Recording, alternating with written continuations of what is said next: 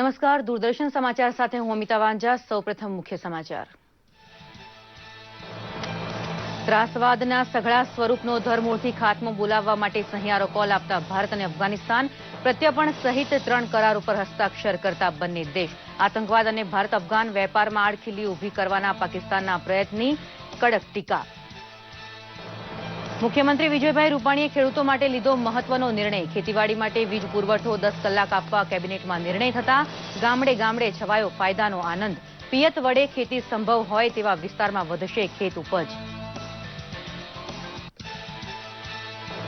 Godhra Dahod highway પર ઓરવાડા ગામ પાસે એસટી બસ અને ટ્રક વચ્ચેના અકસ્માતમાં 4ના મોત, 6 ઘાયલ। ઘાયલોને ગોધરા સિવિલમાં સારવાર, 2ની હાલત ગંભીર।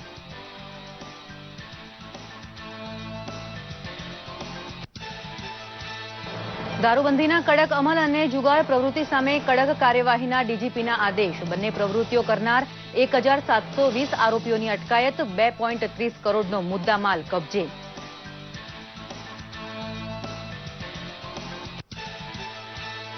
ગુજરાતમાં 27 સપ્ટેમ્બરથી 3 ડિસેમ્બર દરમિયાન યોજાનારા ખેલ મહાકુંભની તૈયારીઓ પૂરજોશમાં। અત્યાર સુધીમાં કુલ ઓનલાઈન રજીસ્ટ્રેશન 25 લાખને પાર। દ્વારકા જિલ્લો પણ ખેલ મહાકુંભ માટે સજ્જ।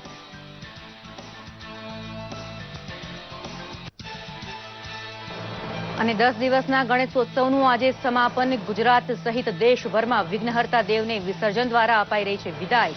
રાજકોટમાં ગણેશ વિસર્જન દરમિયાન ડૂબી જવાથી 5ના મોતને પગલે ગમગીની। જોઈએ સમાચાર વિગતવાર। અફઘાનિસ્તાનના રાષ્ટ્રપતિ અશરફ ગનીએ જણાવ્યું છે કે ભારત અને અફઘાન વચ્ચેના વ્યાપારને પાકિસ્તાન નુકસાન નહીં પહોંચાડી શકે। Institute of defence studies and એનાલિસિસના એક કાર્યક્રમમાં સંબોધન કરતા અશરફ ગનીએ જણાવ્યું કે બંને દેશો વચ્ચેના વ્યાપારમાં અડચણ ઊભી કરવાની કોઈપણ પ્રકારની કોશિશનો કડક જવાબ અપાશે। આ સાથે જ ગનીએ જણાવ્યું કે અફઘાનિસ્તાન એક જવાબદાર દેશ છે અને તે પોતાની જમીનનો ઉપયોગ આતંકી ગતિવિધિઓ માટે નહીં થવા દે। ત્રાસવાદના સઘળા સ્વરૂપનો ધરમૂળથી સફાયો કરવા માટેનો સહિયારો કોલ ભારત અને અફઘાનિસ્તાને આખી દુનિયાને આપ્યો છે। ગઈકાલે ભારતની મુલાકાતે આવેલા અફઘાન રાષ્ટ્રપતિ અશરફ ગની સાથે દિલ્હીની હૈદરાબાદ હાઉસમાં પ્રધાનમંત્રી નરેન્દ્ર મોદીએ બેઠક કર્યા બાદ બંને દેશ વચ્ચે મહત્વના 3 કરાર ઉપર હસ્તાક્ષર થયા હતા। ત્રાસવાદી તથા આર્થિક ગુનેગારો કાયદાની છટકબારીનો લાભ લેતા અટકે તે માટે પ્રત્યર્પણ સંધિ ઉપર હસ્તાક્ષર થયા હતા। ભારત તરફથી દવાના જથ્થા ઉપરાંત 1,70,000 ટન ઘઉં પણ અફઘાનિસ્તાનને અપાશે। શિક્ષણ જગત માટે પણ ભારતે મદદ કરવાનું સ્વીકાર્યું છે।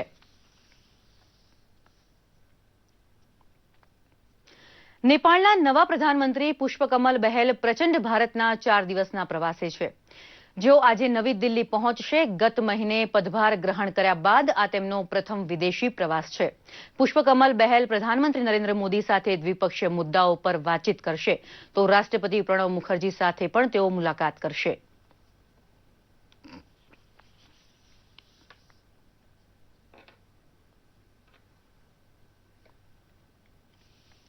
ગાંધીનગર ખાતે મુખ્યમંત્રી વિજયભાઈ રૂપાણીના પ્રમુખપદે મંત્રીમંડળની મહત્વની બેઠક યોજાઈ ગઈ, જેમાં ખેડૂતોને 10 કલાક વીજળી આપવાનો નિર્ણય લેવાયો હતો। ચોમાસાની વિદાય નિશ્ચિત હોવાથી ઊભા પાકને જીવતદાન આપવા ભૂગર્ભ જળ કે સિંચાઈના પાણીની જરૂર હોવાથી ખેતીવાડી માટેના વીજ પુરવઠાનો સમયગાળો 10 કલાક કરવામાં આવ્યો છે।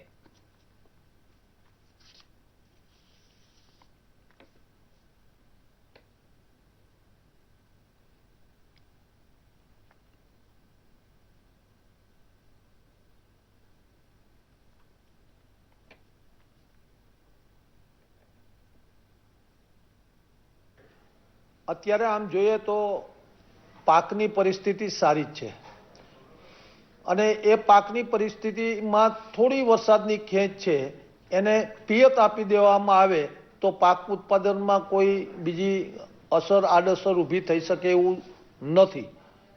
પણ હજુ ચોમાસું બાકી છે, વરસાદ થવાની પણ સંભાવના છે, પણ વચગાળામાં પાકને પિયતની જરૂરિયાત છે। એ પિયતને પહોંચી વળવા માટે 2 કલાક વીજ પુરવઠો આપવામાં આવે વધારાનો તો ખેડૂતો પોતાના પાકને બચાવી શકે। પંચમહાલના દાહોદ ગોધરા હાઈવે ઉપર એસટી બસ અને ટ્રક વચ્ચે અકસ્માત સર્જાયો હતો. ગોધરા નજીક ઓરવાડા ગામ પાસે એસટી બસ ટ્રક પાછળ ઘૂસી સર્જાયેલા અકસ્માતમાં 4 લોકોના ઘટના સ્થળે જ મોત નીપજ્યા હતા. એસટી બસની આગળ રહેલી ટ્રકના ચાલકે અચાનક બ્રેક મારતા આ અકસ્માત સર્જાયો હતો. સ્થાનિકો દ્વારા તુરંત બચાવ કામગીરી હાથ ધરવામાં આવી હતી. મૃતકોમાં 2 મહિલા અને 2 બાળકોનો સમાવેશ થાય છે. અન્ય 6 લોકો ઇજાગ્રસ્ત થતા તમામને ગોધરાની સિવિલ હોસ્પિટલમાં સારવાર અર્થે ખસેડાયા હતા, જ્યાં 2 લોકોની હાલત ગંભીર હોવાનું સિવિલ હોસ્પિટલના તબીબે જણાવ્યું હતું. ની જોડે અથડામણ થઈ એને હિસાબે લગભગ 22 જેટલા પેસેન્જરોને ખૂબ જ ગંભીર ઈજાઓ થઈ છે. તે પૈકી 4 જણા તો ત્યાં ઘટના સ્થળ પર જ એક્સપાયર થઈ ગયા અને બીજા બાકીના દર્દીઓને અહીંયા લાવવામાં આવ્યા છે. અમે લોકોએ બધાને સારવાર આપી છે, પણ તે પૈકી 4 દર્દીઓ ગંભીર છે, પણ એ સેટલ છે અને સારવાર અમારી હેઠળ છે. રાજ્યમાં દારૂબંધી તથા જુગારની પ્રવૃત્તિઓ પર કડક કાર્યવાહી કરવા રાજ્યના પોલીસ વડા પીપી પાંડેએ પોલીસ અધિકારીઓને આદેશ આપ્યા છે. આગામી તહેવારો બકરી ઈદ, ગણેશ વિસર્જન, નવરાત્રીને ધ્યાનમાં રાખતા આ પ્રવૃત્તિને નેસ્તનાબૂદ કરતા રાજ્યમાંથી દારૂ જુગારના કુલ 2502 કેસની સામે ₹2,29,50,065ની કિંમતનો મુદ્દામાલ તથા 1,720 આરોપીઓની અટકાયત કરવામાં આવી હતી. પોલીસ દ્વારા કરવામાં આવેલી સઘન કાર્યવાહીમાં સીઆઈડી ક્રાઇમના સીઆઈ સેલ દ્વારા શામળાજી ચેકપોસ્ટ ખાતેથી વિદેશી દારૂના 2,310 બોક્સ, જેની કિંમત ₹1,08,54,000 થાય છે, તે ઝડપી લેવામાં આવ્યા હતા તથા ટ્રક સાથે 2 આરોપીઓની પણ અટકાયત કરવામાં આવી અને બુટલેગર સામે એફઆઈઆર દાખલ કરવામાં આવી છે. રાજ્ય સરકાર દ્વારા દર વર્ષની માફક આ વર્ષે પણ 27 સપ્ટેમ્બરથી 3 ડિસેમ્બર દરમિયાન ખેલ મહાકુંભનું આયોજન કરાયું છે. ખેલાડીઓનો ઉત્સાહ વધારવા છેલ્લા 6 વર્ષથી આયોજિત થતા આ ખેલ મહાકુંભમાં 32 જેટલી રમતોનો સમાવેશ કરવામાં આવે છે. તાલુકા, જિલ્લા અને રાજ્ય કક્ષાએ વિજેતા થનાર ખેલાડી, ટીમ તેમજ સંસ્થાને અનેક ઇનામો તેમજ રોકડ પુરસ્કાર આપી પ્રોત્સાહિત કરવામાં આવે છે. ખેલ મહાકુંભમાં ભાગ લેવા માટે ખેલાડીઓ દ્વારા અત્યાર સુધીમાં 25 લાખ ઉપરાંત ઓનલાઈન રજીસ્ટ્રેશન કરાવાઈ ચૂક્યા છે. ત્યારે દ્વારકા જિલ્લાના ખેલાડીઓ ખેલ મહાકુંભમાં જિલ્લાનું નામ રોશન કરવા માટે તનતોડ મહેનત કરી રહ્યા છે. તો બીજી તરફ તંત્ર દ્વારા પણ ખેલ મહાકુંભના આયોજનમાં કોઈ કચાશ ન રહી જાય તે માટેના પ્રયાસોમાં જોતરાયું છે. આવતા વર્ષે સ્પોર્ટ્સને આપણે વધારે ને વધારે આગળ લઈ જઈ શકાય. સરકારશ્રી દ્વારા આ એક એવું સારું પગલું છે કે જે ગ્રામ્ય કક્ષાના જે રમતવીરો છે કે જેને રમતની એટલી બધી કે ખબર કે ન હોય, તો એ માટે એ લોકો એના ગામમાંથી બહાર નીકળી શહેરમાં જઈ અને જે આ ખેલ મહાકુંભમાં ભાગ લઈ અને જે શીખે છે એ તેથી તેના માટે સારું રહી શકે છે. જે સરકારશ્રી દ્વારા અમને જે ખેલ મહાકુંભનું આયોજન કરેલું છે ખૂબ જ બેસ્ટ છે, ખૂબ જ સારું છે બાળકો માટે. કારણ કે નાની જિલ્લા કે તાલુકા કક્ષાના બાળકો છે એ પોતાની સ્વ મહેનતથી ખૂબ જ આગળ વધે અને વર્લ્ડમાં એટલે કે સારી સારી જગ્યાએ રાજ્ય કે જિલ્લા કક્ષાએ જઈ પોતાનું નામ રોશન કરે એવી સરકારની જે ઉત્તમ જે યોજના છે એ ખૂબ જ સુંદર છે.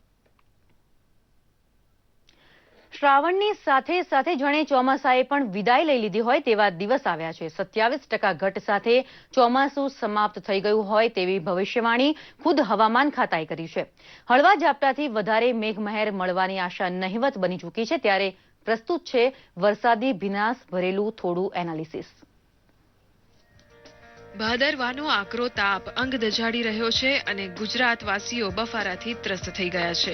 ત્યારે હવામાન વિભાગે આગાહી કરી છે કે ગુજરાતમાંથી વરસાદે લગભગ વિદાય લઈ લીધી છે અને આગામી 2-3 દિવસમાં દક્ષિણ ગુજરાતમાં એકદમ નહિવત વરસાદ વરસે તેવી શક્યતા છે. આંધ્રપ્રદેશના દરિયાકાંઠે ઉભા થયેલા લો પ્રેશરને પરિણામે દક્ષિણ ગુજરાતમાં હળવો વરસાદ પડી શકે છે. જો કે ઉત્તર ગુજરાત તેમજ સૌરાષ્ટ્રમાં હવે વરસાદની બિલકુલ શક્યતા નથી તેમ હવામાન વિભાગના ડિરેક્ટર જયંત સરકારે જણાવ્યું હતું. एक्सपेक्ट करते हैं कि साउथ गुजरात को अगले 2-3 दिनों में थोड़ा कुछ बारिश मिलेगा. बहुत ज़्यादा नहीं, बट थोड़ा मतलब few places light to moderate rainfall का एक्सपेक्टेशन है साउथ गुजरात में. बाकी नॉर्थ गुजरात या सौराष्ट्र में आइसोलेटेड रेनफॉल होगा और कच्छ में रेनफॉल कोई रेनफॉल नहीं है, ड्राई रहेगा. ये अगले 4-5 दिन का सिनेरियो है. ગુજરાતમાં આ વર્ષે સરેરાશ વરસાદ વરસ્યો છે. તેમાં 1 જૂનથી 13 સપ્ટેમ્બર સુધી ગુજરાતમાં વરસાદનું કુલ પ્રમાણ 71% નોંધાયું છે. પરંતુ તેમ છતાં સારા વરસાદ માટે હજી 27% જેટલી મોટી ઘટ પણ છે. તો કચ્છ તથા સૌરાષ્ટ્રમાં પણ 19% ઓછો વરસાદ નોંધાયો છે. આ ઘટાડા વચ્ચે કડવી વાસ્તવિકતા એ છે કે આગામી 4-5 દિવસ દરમિયાન વરસાદ વરસે તેવી કોઈ સિસ્ટમ હાલ જણાઈ નથી રહી. खास करके अगले 3-4 दिनों में सिचुएशन ऐसे बन रहा है कि जो वेस्ट राजस्थान है वहाँ से मानसून का विड्रॉल भी हो जाएगा क्योंकि wind pattern is changing and ये जो सिस्टम जो है जो लो प्रेशर एरिया ये गुजरात में बहुत बारिश कुछ नहीं देगा क्योंकि गुजरात के ऊपर एक एंटी साइक्लोन बन रहा है, एंटी साइक्लोन है जो इसको अलाउ नहीं करेगा. મેઘરાજા વરસ્યા તો ખરા, પરંતુ હજી પણ ગુજરાત તરસ્યું રહી ગયું છે. ત્યારે વરસાદી ખાધને પરિણામે પાણીની અછત વહેલી સર્જાય તેવી પરિસ્થિતિ વચ્ચે જળ સંગ્રહ તેમજ ઉપલબ્ધ પાણીનો વિવેકપૂર્વક ઉપયોગ એકમાત્ર વિકલ્પ બની રહ્યો છે. દૂરદર્શન સમાચાર, અમદાવાદ. જૂનાગઢમાં દિવ્યાંગ બાળકોનો સાંસ્કૃતિક કાર્યક્રમ યોજાયો. જિલ્લા બાળ સુરક્ષા એકમ દ્વારા જૂનાગઢ જિલ્લામાં કાર્યરત દિવ્યાંગ બાળકોની સંસ્થાઓમાં રહેતા બાળકોમાં રહેલી આંતરિક શક્તિઓને બહાર લાવવા અને તેમનો ઉત્સાહ વધારવા માટે આ સાંસ્કૃતિક કાર્યક્રમનું આયોજન કરાયું હતું, જેમાં વિવિધ સંસ્થાના 500થી પણ વધારે દિવ્યાંગ બાળકોએ ભાગ લીધો હતો. અંધ બાળાઓએ દીવડા રાસ, ડાન્સ સહિતના કાર્યક્રમો રજૂ કરતા ઉપસ્થિત સૌ લોકોને મંત્રમુગ્ધ બન્યા હતા.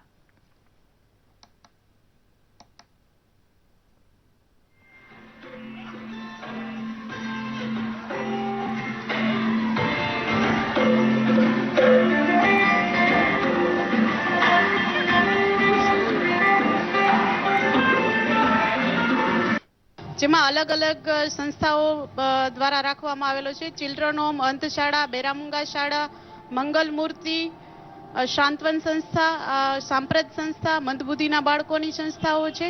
ચિલ્ડ્રન હોમ નોર્મલ બાળકોની સંસ્થાઓ છે. આ બાળકો આશરે 500 જેટલા બાળકોએ ભાગ લીધો છે આ સાંસ્કૃતિક કાર્યક્રમમાં. અમારો હેતુ એ છે કે જે મંદબુદ્ધિના બાળકો છે, અંધ બાળકો છે, બેરામુંગા બાળકો છે, ચિલ્ડ્રન હોમના બાળકો છે કે જે આ લોકોમાં એક કલાઓ રહેલી છે જે બહાર આવે. આજે અનંત ચતુર્દશીના દિવસે 10 દિવસ સુધી ચાલેલા ગણેશ મહોત્સવનું સમાપન થશે. આજના દિવસે મહિલાઓ ભગવાન અનંત નારાયણની પૂજા અર્ચના કરે છે. તો ગણેશ ચતુર્થીથી ઘરો અને પંડાલોમાં સ્થાપિત કરાયેલી બાપાની પ્રતિમાઓનું આજે મુહૂર્ત અનુસાર વિસર્જન કરાઈ રહ્યું છે. ગણપતિ બાપાને વિદાય આપવા માટે ગણેશ પંડાલોમાં મોટી સંખ્યામાં ભક્તો ઉમટી રહ્યા છે. શ્રદ્ધાળુઓની ભીડને લઈને દેશભરમાં સુરક્ષાનો ચુસ્ત બંદોબસ્ત ગોઠવાયો છે.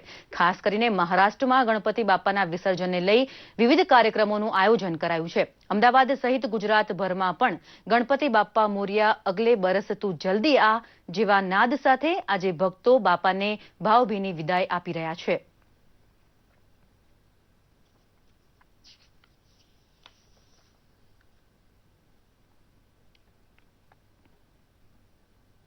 રાજકોટમાં ગણેશ વિસર્જન માટે ગયેલા 5 આશાસ્પદ યુવાનોના મોત થતા પરિવારજનોમાં ઘેરા શોકની લાગણી પ્રવર્તી છે.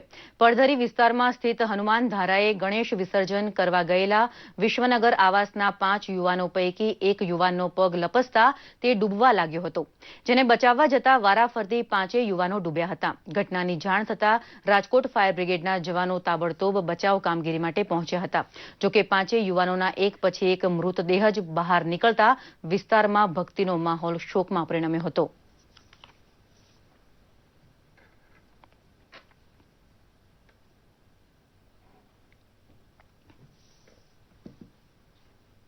तो जब हम मूर्ति बदलाने गए थे तब उस एक लड़के का पग फिसल गया पानी में, तो उसको बचाने के लिए दूसरा भी पड़ा, फिर तीसरा उसको, इसलिए इसमें से 7 जना कुल 7 आदमी यंगस्टर थे वो डूब गए. इसमें से हमने 2 ने बचा लिए और बाकी 4 को भी हमने निकाल लिया, 5 को निकाल लिया, लेकिन 4 को हमने फर्स्ट एड दी, लेकिन वो भी नहीं बच सके અને एक तो लाश थी. અત્યારે બસ આટલું જ. વધુ સમાચાર માટે જોતા રહો દૂરદર્શન સમાચાર. નમસ્કાર.